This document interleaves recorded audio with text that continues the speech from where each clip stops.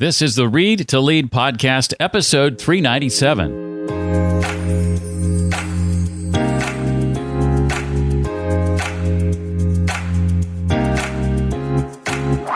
So many people are just reactionary to the life that they think they've been handed, instead of stepping back and saying, wait a second, do I intentionally want to do this for my life, for my business, for my family?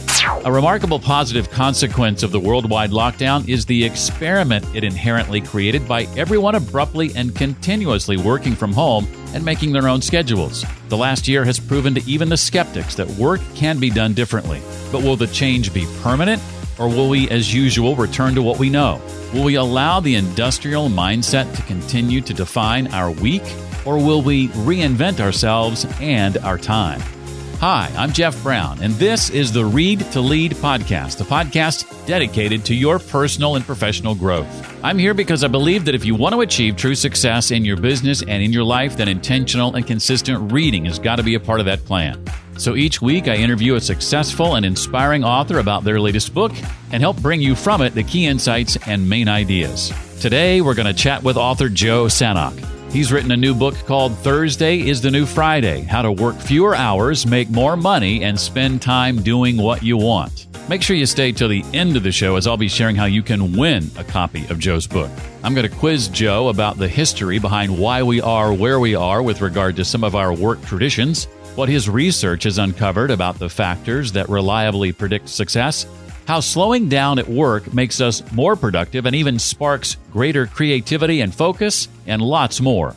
I'd like to spark for you greater convenience, and along with that, I'll throw in saving you time and money. How am I going to do that? Well, it's not actually me. It's the wonderful people at our sponsor, ScriptCo, where they ask the question, wouldn't it be nice if your prescription meds arrived on time every month, neatly packaged on your doorstep? Yeah, and wouldn't it be great if you were actually saving money for that convenience? Double yeah. Well, ScriptCo happens to be the first online pharmacy that gives you the power of wholesale medicine and home delivery. Trust me when I say it's a lot better than allowing insurance companies to decide what you should be paying. At ScriptCo, they simply cut out the middleman and give you all the power. I like the sound of that. They shop around for the absolute lowest price anywhere on the medicine you need without the insurance price hike, and then they send the best deal to your door. And with a ScriptCo membership, you save big with access to wholesale prices on your generic medications. You can even try it out to see how much you'd be saving when you check out their free savings calculator at scriptco.com. That's SCRIPTCO.com. And because you listen to this show, you can save even more. Get $25 off your initial membership with the code READ25. That's READ 25. What I'm ultimately trying to tell you is here's a chance for you to stick it to the man, or the middleman, as it were. Go to scriptco.com, SCRIPTCO.com, and get $25 off your membership with the code READ25. That's READ 25. Joe Sanok is the host of the Practice podcast, which is recognized, get this, as one of the top 50 podcasts worldwide with over 100,000 downloads every month. The competition has begun. Joe has issued the challenge. I've got some catching up to do now.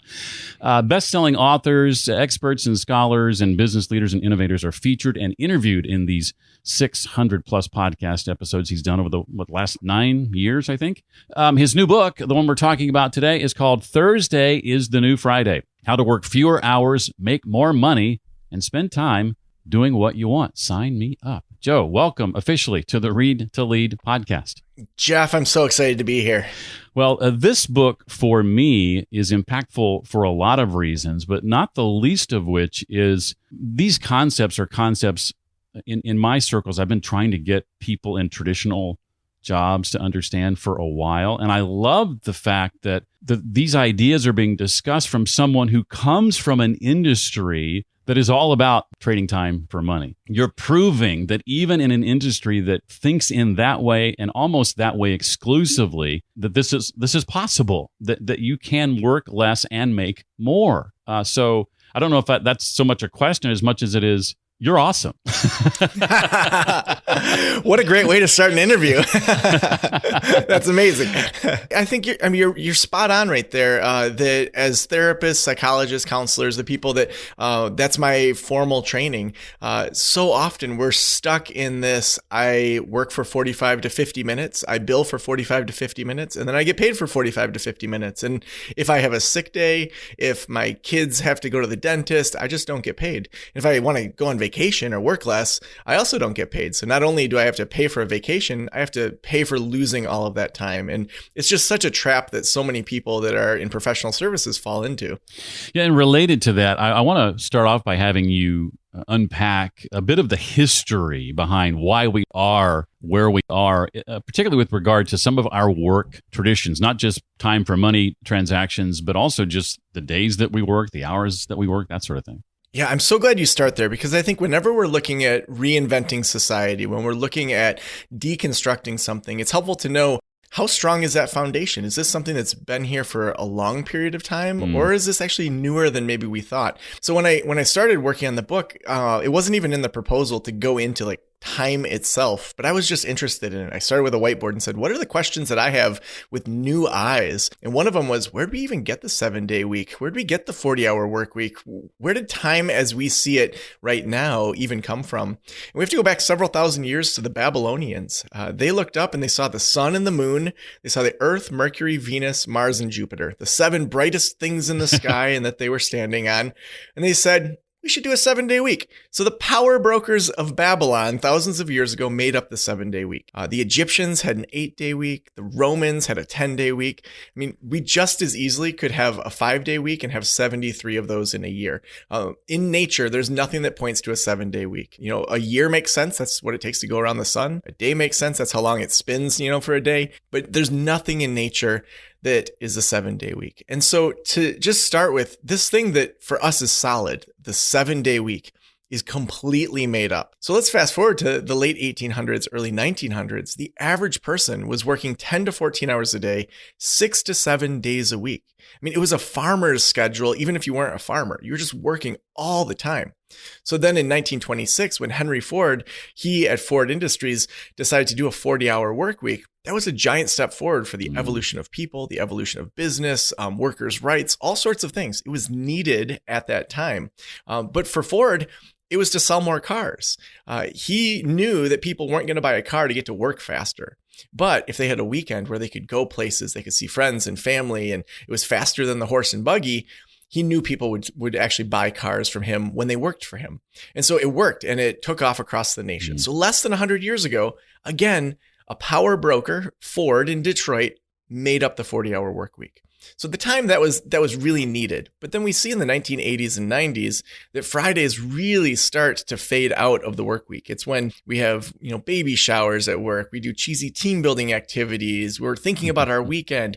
It's not as productive as Monday. And so that industrialist mindset that we are machines that we plug in, we set it and forget it, is starting to dissipate. And really the pandemic of 2020 and 2021 revealed what was already going on. And that's that the butts in chairs, the 40-hour work week, the Monday through Friday is not the key performance indicator we should be using. That is the industrialist mindset saying you're a machine, you work for this period of time. And so now we see that as this post-pandemic generation, hopefully, fingers crossed, post-pandemic generation, that there's this great resignation happening because people are getting asked to come back to work and to do work that they don't love. They've been able to see a different way of working, and they have these industrialist bosses that aren't making that transition into the new evolutionary model.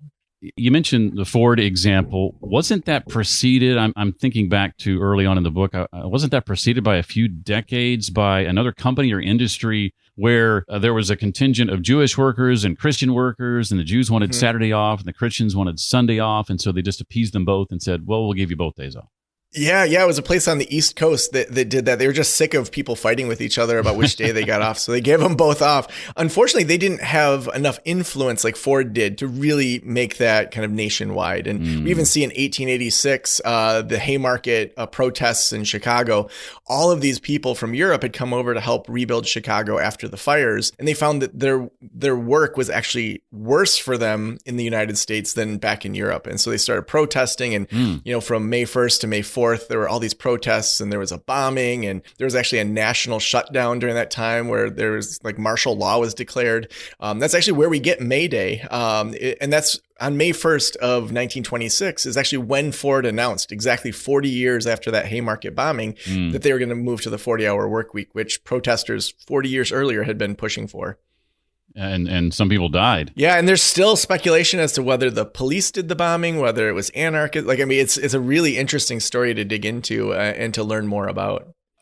Well, talk about the choice that you made in writing of the book to focus not on helping the reader change the collective culture in their business or industry, but rather on changing themselves. Yeah. So often we see these books that are about bigger society changes, which is needed. But I feel like the gap that we often see is that I, as an individual, feel like it's so overwhelming and big. I don't know what I can do in my individual life. And so the shift we're really seeing in books is that the old industrialist model of here's the prescription, here's the 5 steps, do these 5 steps and you'll succeed, is really, we're moving away from that because there's nuance to us. There's diversity. We aren't those machines that get plugged in where we can just enter code in and all of a sudden we can do whatever that book says.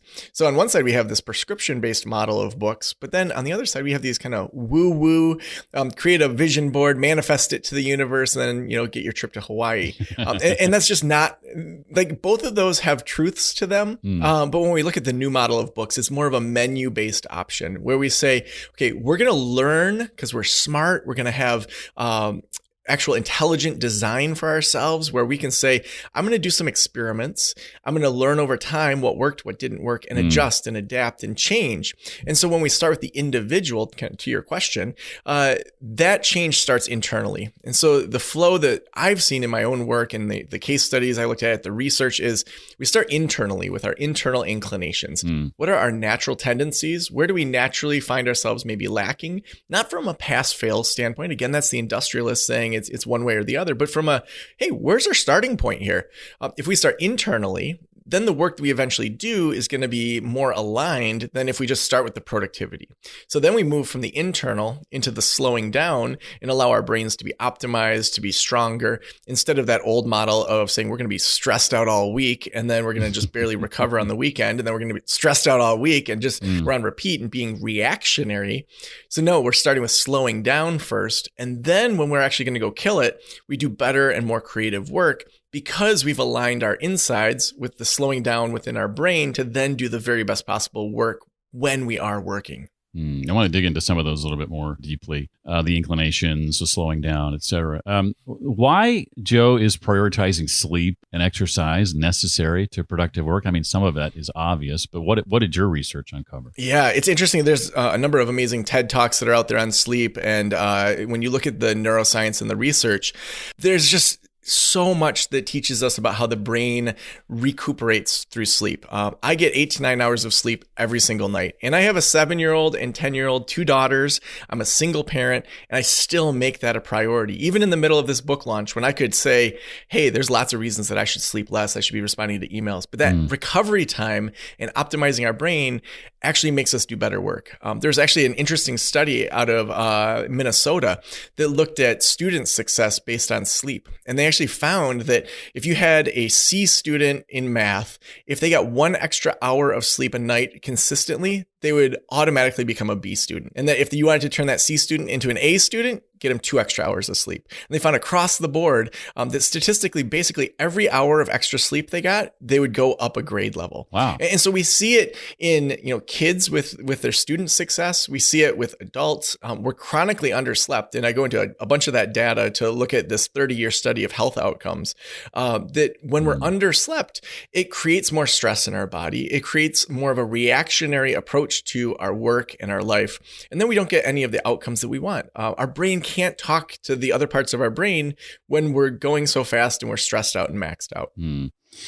You mentioned internal inclinations earlier. What have you found to be the ones that repeatedly predict success? Like what specifically can we look to from those you've interviewed and studied? Yeah. So the research as well as case studies point to 3 internal inclinations that top performers have.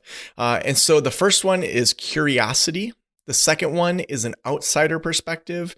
And the third one is an ability to move on it. So let's dig into each of those a little bit. So curiosity, when we're kids, we're curious about everything. I have a 7-year-old and 10-year-old. It's like, when they see their first rainbow when they were 2 or whatever age, their minds are blown because they're trying to figure out, is this regular? Like, does this happen every day? Is this like a sunset? Or is this just a unique thing? When they see their first car accident, they're like, what the heck is that? Like, I've never seen a car get, blown up like that. And they're trying to figure out, is this normal everyday stuff? Or is this something that's outside of the norm? And then at a certain point, we stop doing that. Even just the other day, my daughters were playing outside and my nieces were with them, who are 3 and 5. So 4 girls under the age of 10 playing outside, lots of squealing and glitter and unicorns and all sorts of stuff. And then it got really quiet, which, when I'm watching kids and it gets quiet, you got to go investigate that. And so I go outside and they're all standing around this dead mouse. And I'm just listening to them. And they're like, how do you think that mouse died? Is an owl going to eat that mouse? Should we bury the mouse? Should we put it in the forest? Should we give it a funeral? Like all these questions, Yeah. But we lose that. And effective leaders, they enter into their work with creativity and curiosity. So imagine you do a Facebook ads campaign and you spend, beyond your normal budget in that, and you get lots of impressions, but no sales from it. Your ego may say, oh, what a failure. I'm a bad leader. I can't believe this happened. I wasted all this money for the company or for myself. But an effective leader is going to be curious and say, okay, what did we learn about our audience here? What did we learn about our copy? What can we take away from this from a curiosity standpoint, that this is revealing something about a shift that's different from how we thought things were going to be?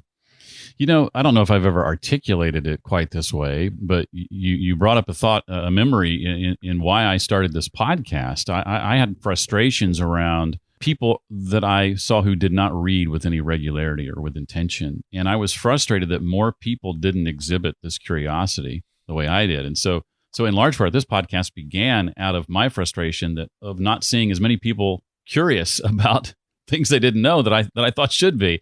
And my hope was to bring them a easy to consume way to get more curious fast. Yeah. Well, when you think about reading, it's like you have people that have spent, I've spent the last 15 years helping people work less, make more, live the lives they want. So, and then you get this, book you can read in a week that brings together 15 years of knowledge. And then, you read somebody else's book and they've got a lifetime of knowledge they put into it, that it's such a way to speed up your own progress. If you say, where do I want to head and how can I, read to actually get to that spot? I actually wrote a book about it too.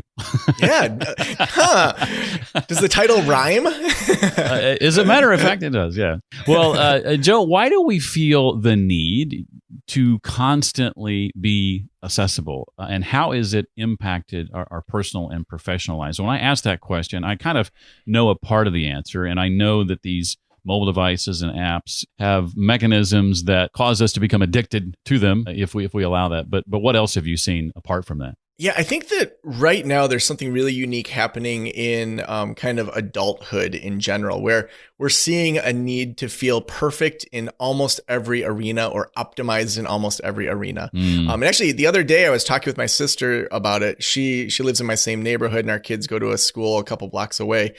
So we walk to school every morning to drop off the kids.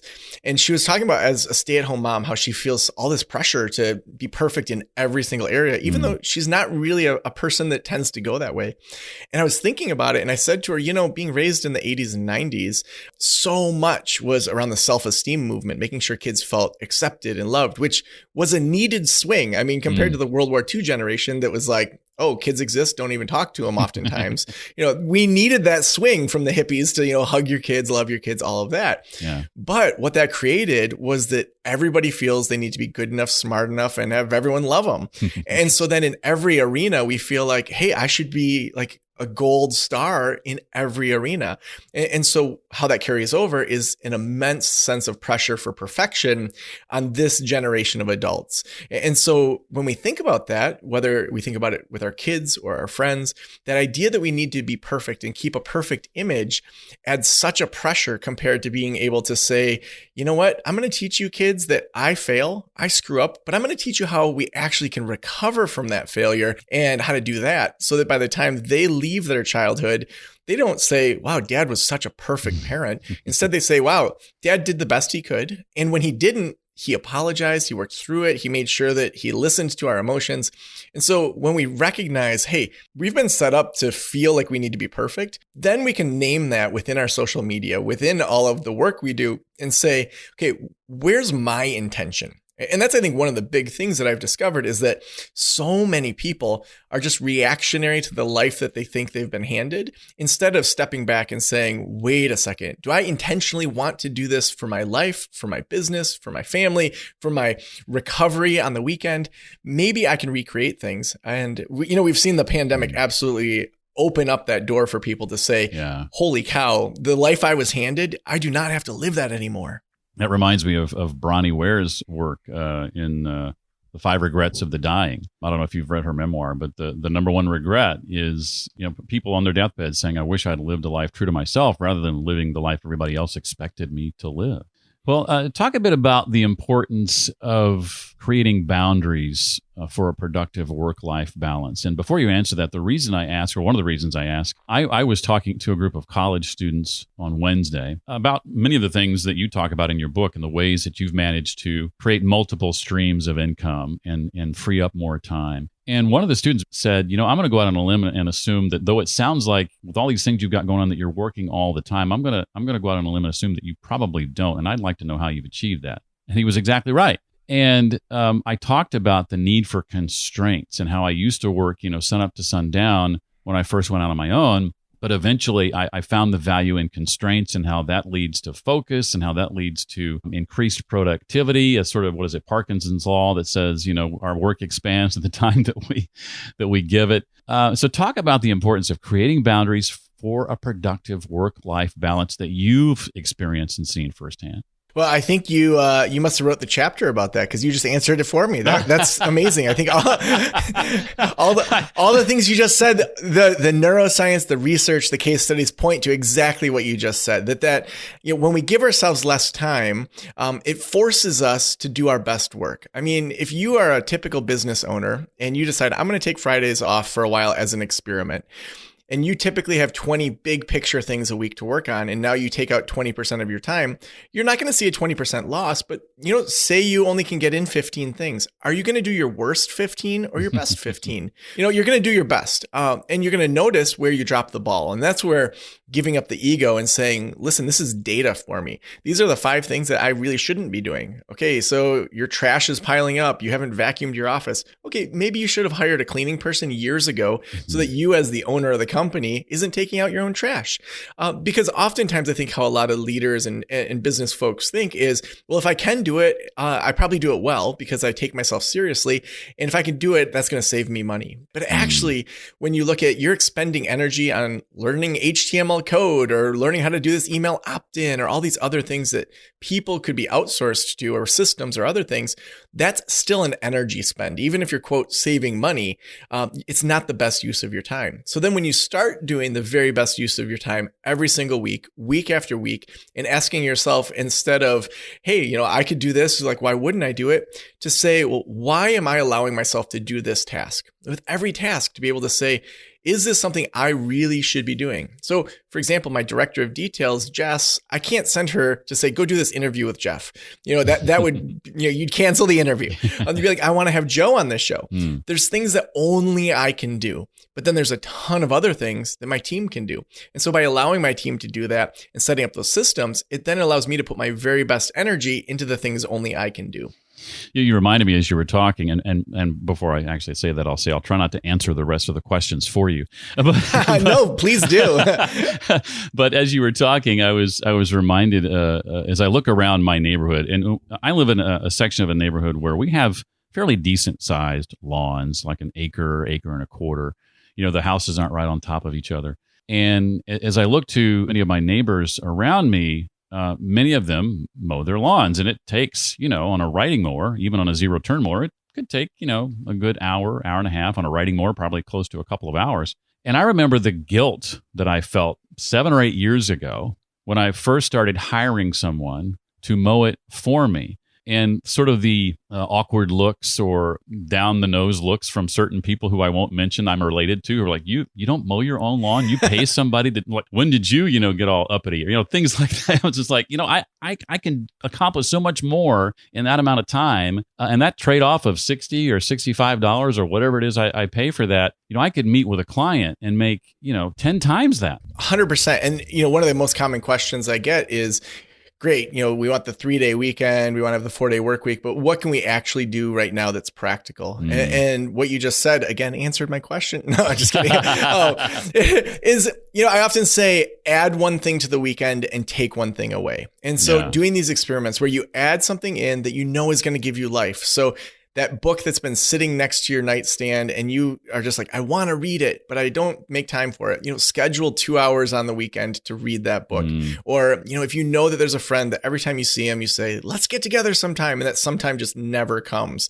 Do something that is going to give you that life this weekend, but then take away something as well. So hiring the neighbor kid to mow your lawn for this weekend and see, is that something that really takes some stress off you? Get groceries delivered, or, maybe you have a coffee date scheduled with a friend, but every time you leave that discussion, you feel like trash. Like, you can cancel that appointment with your toxic friend. And so, even like outsourcing your lawn, to realize, for myself, I realized the same thing where, do I want to spend a couple hours on the weekend mowing every single weekend? No, I hate that so much. I would much rather do one more podcast and then pay the neighbor kid to do that. And so, even today, I'm looking at my schedule and, I'm hanging out with a couple friends this afternoon, and I could go grocery shopping, but I'd much rather hang out with my friends that I haven't seen in a while and go out for an outdoor, coffee together.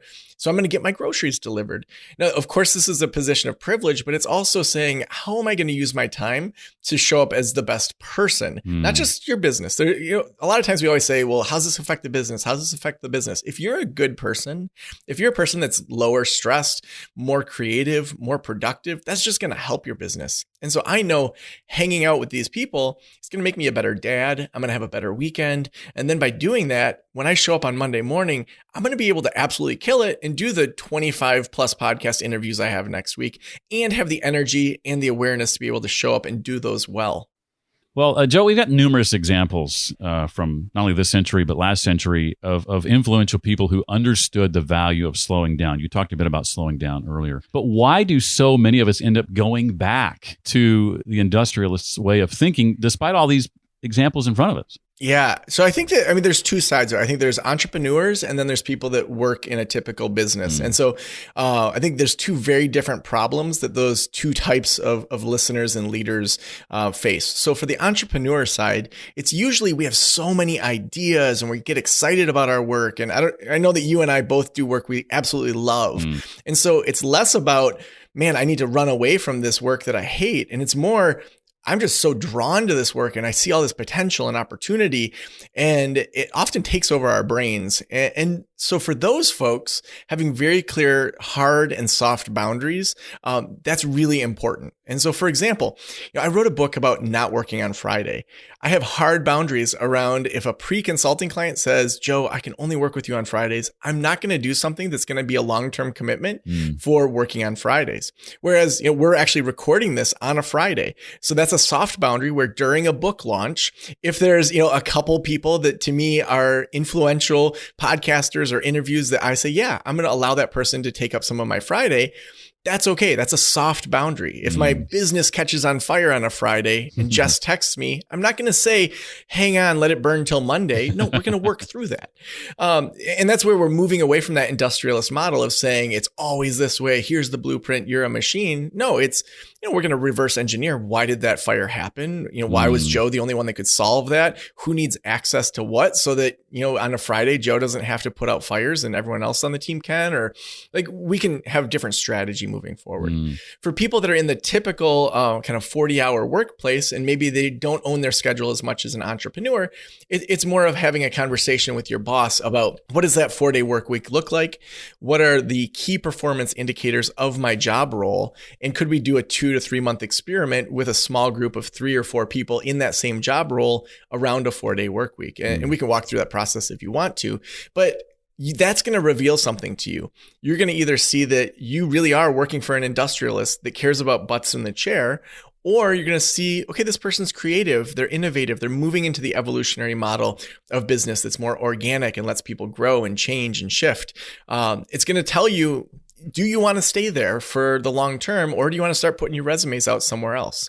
And to your point earlier, if you want to broach that subject with your boss, is it now as good a time as any? What with the pandemic we're coming out of? Fingers crossed. Yeah, I think that, being our post-pandemic generation, we have a window of time that we can really say, what are we making out of our society? What are we making out of our work? What are we doing here?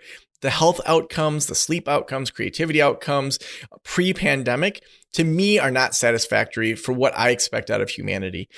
We are sicker than we need to be. We are sadder than we need to be. We are less creative than we need to be. And if we look forward and say, what kind of creative energy do we need for the problems of this next 100 years? We need the most creative, healthy people possible. And the old way that we worked does not give us that. And so if we're going to move into that, to me, that next evolutionary step within business is to move to the 4-day work week. And in 100 years, we may say, hey, that was a great step at the time. Just like Henry Ford moving from 10 to 14-hour days. That was a great step at the time, but now we're going to evolve into something else. And so it can continue to change and grow and be experimented with. But right now, to me, that's the next healthiest step for us and humanity. As someone who's worked for myself for about 8 years, it did take me the first 3 or 4 years to realize, as I alluded earlier, that, I control my own schedule. And so if I don't like it, I can change it. And so I started getting serious about, looking at Fridays differently. So a typical Friday, once my podcast interview is done, the day's over. The workday is complete. And, when I say that, I kind of laugh at the same time because I don't consider podcast interviews work. I love doing these. And I know. I know. So it doesn't feel like work at all, but technically that's what it is. And so, this one's relatively early in the day. And so on a typical Friday, then, at 10 a.m. my time, the weekend begins. So I'm all about that. I want to ask you too, you write about this. I've long believed that goals are less about what we achieve than they are about who we become in the process, right? So why should we write, as you put it, to become lists rather than to-do lists? Yeah, to me, discovering who we want to become within our business, but within our life as well, is one of the most important questions that we can examine. And to me, the idea of becoming isn't an end goal. It's not like, okay, I'm going to achieve all of these things. I'm going to do these things and then I'm done. Just the word itself, to do, means I check it off the list. To become, that insinuates that we're going to have an ongoing process there, that we're going to have an ongoing evolution of ourselves. The person I am today is different than the person that I was 5 years ago. That's why I never do 5-year goals, because I would have played way too small. I look at the next 6 to 12 months and say, who am I becoming in this time? And so to say I'm entering into this book launch and here's the things I know I need to do to set myself up for the most success. And also understanding there's so many things that will unfold that are completely out of my control. And that's okay, to just allow those things to unfold and say, I'm going to become who I need to become within my own power, while letting go of the 95% of things that I have zero power or influence over. Well, Joe, this has been a lot of fun, but I do have a couple of questions I want to ask you, not directly related to the book, if I may. Before I get to that, though, I want to give you a chance to share anything else from the book you want to make sure that we know about that I didn't ask. Yeah, I would say we covered a lot around kind of the slowing down, the internal inclinations. The other side of it is when we do work and do that best work in the 4 days or fewer, there's so many options around the neuroscience of how we work best. And so even the University of Illinois found that doing a 1-minute break every 20 minutes, those micro breaks stops vigilance decrement. So vigilance, how well we pay attention, decrement breaking down over time. And so there's a bunch of research that I talk about in the book that to me is so essential to say, okay, here's the menu of what just the last couple of years of research has showed us about the brain, of how we can work in different ways, how we can look at our sprint type, which is like our personality type, but it's actually, there's unique ways to sprint. It's not just this one way of batching. And so when we get to that killing it, we really want to focus on, let's use that research to get more done in that shorter period of time, and then set some very clear end caps and say, the work week is over. I give myself permission to be done. And now I'm going to enter into slowing down. Like any good nonfiction book does, there are a number of books that you cite and even recommend along the way. in Thursday is the New Friday. Give us a bit of insight into your history, Joe, with reading. How would you say a habit of intentional and consistent reading has impacted your success? Yeah, I would say that the big shift for me, like I've always been a reader. I've been someone that loves new information and not even just saying I'm going to read business books. I think there's a lot of value in finding other nonfiction, that, even people's biographies or different things like that, that you just pick up things from outside of your field. The biggest shift for me is I take notes on the back cover of the book while I'm reading of clear action items I'm going to implement before I read the next book. So often we consume, but if we don't apply, it's the same as eating a bunch of food and never exercising. And so I want to consume, but then I also want to make sure I take action. And so finding that flow between reading and then action and making sure that I'm implementing it, giving things to my team, that's where I've seen the biggest results from it, instead of just consuming without taking that action. And if you want help on how better to do that, read my book. No, just kidding. What is saying? No, do read your book. It's a great book. What's a book or two, Joe, that you've encountered over the course of your life and career that you would say is either one you go back to from time to time, or if not that, you can say has had a huge impact on your life and career? Yeah, I'm going to give you one from my career and one from my personal life, because they've both been so impactful. And to me, both sides of my life are so important. So I'd say the business book that to me has been the most influential is The One Thing by Gary Keller and Jay Papasan. That idea of what's that one thing that I can do now that's going to make everything else easier is a question I ask myself year after year. In 2018, I answered that question with getting a traditionally published book and having it be a New York Times best-selling book. If that can happen, it's going to make things easier. So doing everything I can to make sure that I understand that, to put that time in so that I have that lens of, hey, I have 5 minutes right now between interviews. What can I do? Okay, it's the lens of getting that book launched.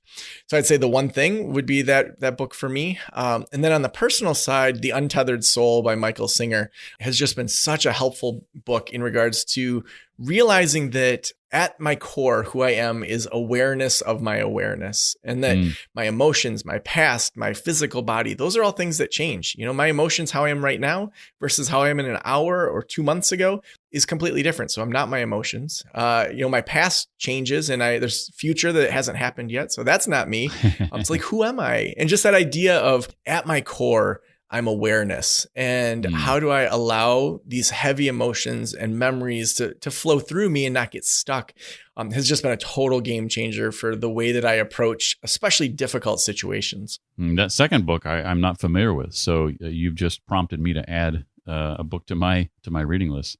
So thank you for that. Excellent. And I've led a book club discussion on The One Thing where we had a chance to have Jay Papasan join us for the discussion. That was a huge treat. Love that book. Well, what would you say, Joe, in sort of closing, in conclusion, if you will, what would you say is ahead for you and your team that you're excited about now that the book is out? And I know, it's been written for a while. You're surely already thinking about the next items, right? Yeah, I think so much went into this that I'm going to take my own advice and I'm going to slow down for a little bit. And, this year, outside of the book launch has been really about cleaning up systems. We've switched over to some other kind of things, and it's really been reinvesting into kind of the infrastructure of my business. And then, we've had a lot of changes in our team in regards to people's personal lives post-pandemic. And so I think we're going to have a time of just taking a breath as a team and saying, creatively, what do we want to do next? I mean, I always have ideas of kind of that next level thing. Like the idea of having a TV show around the 4-day work week, like that sounds interesting to me, but I'm going to do some investigation. I'm going to talk to, friends that have TV shows and, learn that process of what that would look like. Who knows if that'll happen, but kind of the flow I typically have is, when my plate gets full, then I start to work on the systems to take things off my plate and make sure the team can then keep that all going without me having to put in the work. And then once that's free and I have that extra energy and time, then I go after kind of that next big thing that will kind of multiply the business. Before I wrap, I want to hit on that for a second because I think there's a lot of value in that. I think more people should practice that. I learned that from one of my mentors, Dan Miller, about evaluating at the end of the year what are you doing that needs to go? What's that 5 or 10% that needs to go? I did this in the end of 2019 going into 2020. Now, I didn't know that a pandemic was ahead when I made these decisions. So take that into account. But I let go of a couple of things that allowed me to make room for more public speaking and in-person workshops that then went away a couple of months later. But then that opened the door for me to be able to write a book, right? And had I not made those decisions, doing that would have been a lot tougher, and I'd have seen my wife less and my family less and all those things. So yeah, I think it's very important whenever that time is right for you. For me, it's often at the end of the year to make those distinctions of what needs to go and where do I need to put my focus now. Well, the book again is called Thursday is the New Friday: How to Work Fewer Hours, Make More Money, and Spend Time Doing What You Want. I think it's a book you should get now. And if it happens to serendipitously find its way into the hands of your coworkers and your boss, then that'd be cool too. His name is Joe Sanok. Joe, thank you so much for being here today. Really appreciated having you. Oh, yeah. It's been really awesome to be here. Thanks so much, Jeff. I've got my copy of Joe's book and a second copy I'm going to give away. All you need to do to be eligible to win it is to share about this episode on social media: Facebook, Instagram, Twitter, LinkedIn, one of those places. Share the episode, which is readtoleadpodcast.com/397 for episode 397. And then be sure and tag me. I'm on most platforms at the Jeff Brown. And you can tag Joe Sanok as well. Again, just share this episode, readtoleadpodcast.com/397 on social media. Tag me and Joe if you like, and I'll randomly select someone by Friday to win a copy of Joe's book. More on this episode, including a brief summary and the resources and links we discussed today, can be found at that URL I mentioned just a moment ago. That's readtoleadpodcast.com/397 for episode 397. And if you would be so kind as to consider our sponsor, that would be great too. Again, it's ScriptCo at scriptco.com, ScriptCo.com. There you can check out how much you could be saving on your medications. That's scriptco.com. And remember to use READ25 to get $25 off your initial membership. Next week, of course, is a holiday week here in the States, but that doesn't mean we won't have another episode for you. We'll be joined by Meredith Bell next time, author of Strong for Performance, creating a coaching culture with learning and development programs that stick. That's next time on the Read to Lead podcast. Well, that does it for this week. I look forward to seeing you next time. Until then, as always, remember, leaders read and readers lead.